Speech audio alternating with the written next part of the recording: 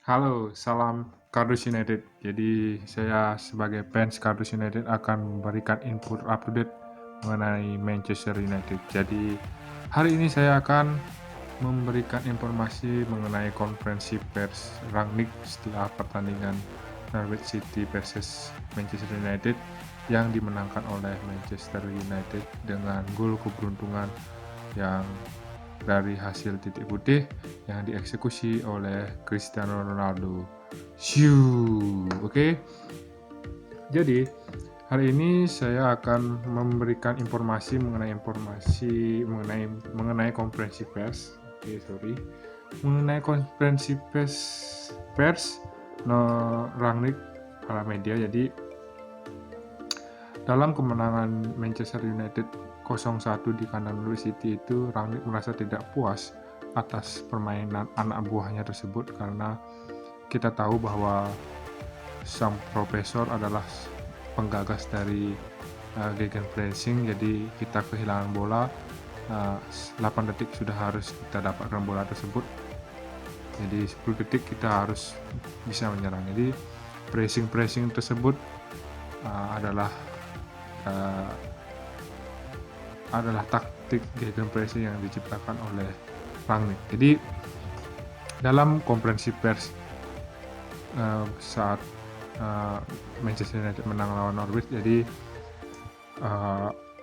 Rangnick menyalahkan bukan sistem yang salah dari pertandingan tersebut, tapi intensitas para pemain Manchester United terlalu rendah, makanya kita keteteran kepada para pemain Norwich City yang bermain terbuka dan lepas. Karena mereka bermain di kandang, mereka juga harus menang karena mereka adalah juru kunci di IPL 2021-2022 tersebut. Jadi Rangnick ini bukan menyalahkan dari sistem.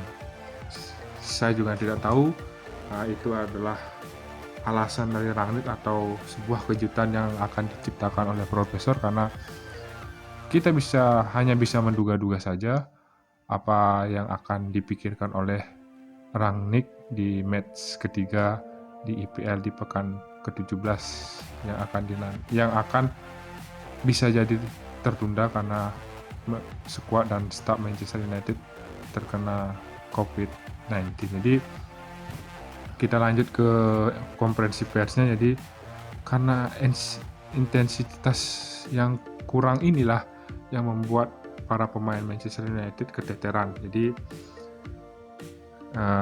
dia juga menyebutkan bahwa para pemain Manchester United kalah man to man, jadi kalah 1 lawan 1, sangat berbeda jauh permainannya saat melawan Crystal Palace.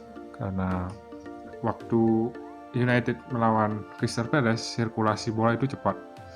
Jadi antara kaki ke kaki pemain United itu sangat cepat, passingnya sangat cepat, kontrolnya sedikit, passingnya cepat, yang membuat para pemain Crystal Palace itu berlari untuk mengejar bola. Jadi di mana bola itu berada, jadi pemain Crystal Palace itu mengejar kemana arah bola tersebut. Jadi karena passingnya terlalu cepat, jadi membuat para pemain Crystal Palace ini bingung atau membuat celah yang begitu lebar karena pemainnya bergerak mengikuti arah bola. Jadi itu yang tidak terjadi saat Manchester United melawan Norwich. Jadi sirkulasi bola lambat, passingnya juga lambat seperti zaman Ole. Jadi saya tidak memungkiri permainan Manchester United ini jelek. Jadi saya jujur aja sebagai fans kardus, walaupun sebagai fans kardus Manchester United, saya sangat kecewa dengan permainan Norwich City.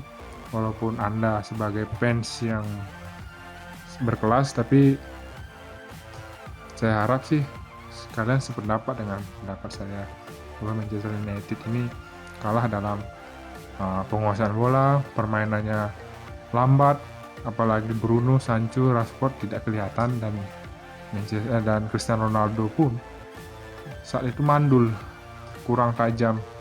Berapa kali dia mendapatkan peluang, 32 kali shoot depan gawang dan tidak dimanfaatkan dengan sangat baik. Jadi itu yang Rangnick katakan, kita kalah man to man. Jadi yang statement yang ketiga adalah kita kalah dalam second ball. Jadi second ball itu adalah bola 50-50 atau bola yang bukan berada di kaki Manchester United, bukan juga ada di kaki Norwich City. Jadi itu bola buangan yang didapatkan. Jadi bola itu lebih cenderung didapatkan oleh pemain Norwich. Jadi Norwich City ini bisa langsung menyusun serangan ke depan karena lebih banyak mendapatkan second ball tersebut. Jadi Rangnick menyebutkan seperti itu. Dan ada lagi yaitu De Gea. Jadi Rangnick sangat memuji David De Gea, performanya sangat kelas dunia. Jadi kata Rangnick adalah De Gea itu adalah kiper kelas dunia terbaik. Lihat saja, kalian juga setuju sebagai fans Manchester United, dan kalian juga menyaksikan gimana aksi heroik David De Gea saat di menit-menit 15 menit terakhir. Kalian bisa tahu itu saat Ronaldo mencetak gol, sisanya Norwich City menguasai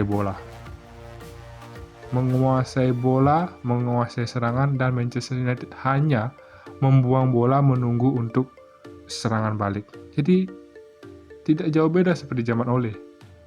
Dari serangan menunggu bola, seharusnya kalau kalian unggul dalam gol, contohnya 1-0, bukan bertahan yang kalian lakukan.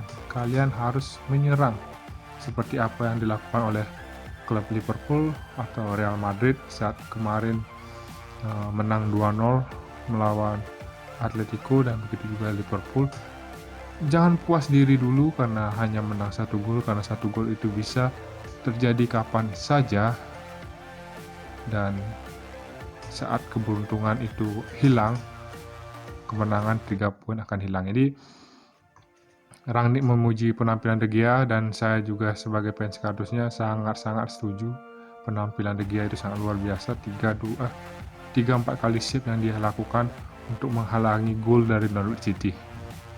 Dan Fred juga dipuji oleh Rangnick karena bermain sangat bagus, bermain lepas, karena saya juga sebelumnya kurang suka karena permainannya yang kurang menarik, karena sering sekali melakukan kesalahan. Jadi hari ini Rangnick memujinya, dan saya juga sangat setuju dengan hal itu, karena Fred etos kerjanya sangat baik. Dia bekerja keras, tapi perlu diasah sedikit, seperti gelandang-gelandang yang top di atas seperti Kante, seperti Modric, seperti Kroos. Jadi dia memiliki etos kerja, passing yang akurat, inisiatif yang akurat, inisiatif untuk menyerang dan bertahan itu pas waktunya, timingnya. Jadi Fred, kalau bagi saya di zaman Rangnick akan diasah kemampuannya, dan kita lihat apakah Fred bisa berkembang seperti yang saya harapkan. Dan Rangnick juga memuji McTominay. Jadi dia memuji 2 gelandang Manchester United itu, Fred dan McTominay. Jadi itu yang konferensi pers yang dinyatakan atau disebutkan oleh Rangnick. Jadi kita akan berusaha untuk memaksimalkan agar sistem atau instruksi yang dia jalankan berjalan di match ke-3 yang akan dilakoni di kandang di away. Jadi Manchester United harus juga berhati-hati. Lawannya juga Brentford adalah lawan yang tidak gampang. Jadi United harus berhati-hati, karena Brentford akan memberikan kejutan pada Manchester United. Seandainya kalau Manchester United bermain seperti Norwich City, bisa jadi Manchester United akan kalah.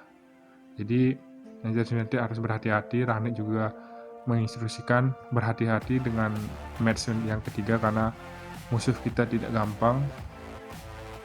Jadi kita harus menjalankan sistem, stamina kita akan ditingkatkan, dan pressing atau akurasi umpan akan ditingkatkan pada latihan selanjutnya. Jadi mudah-mudahan aja para pemain Manchester United sembuh dan tidak banyak yang terjangkit COVID-19 dan bisa bermain di match ke-17 di pekan ke-17 melawan Brentford. Jadi sekian informasi yang saya akan sharing kepada kalian. Terima kasih sudah menonton dan sampai jumpa.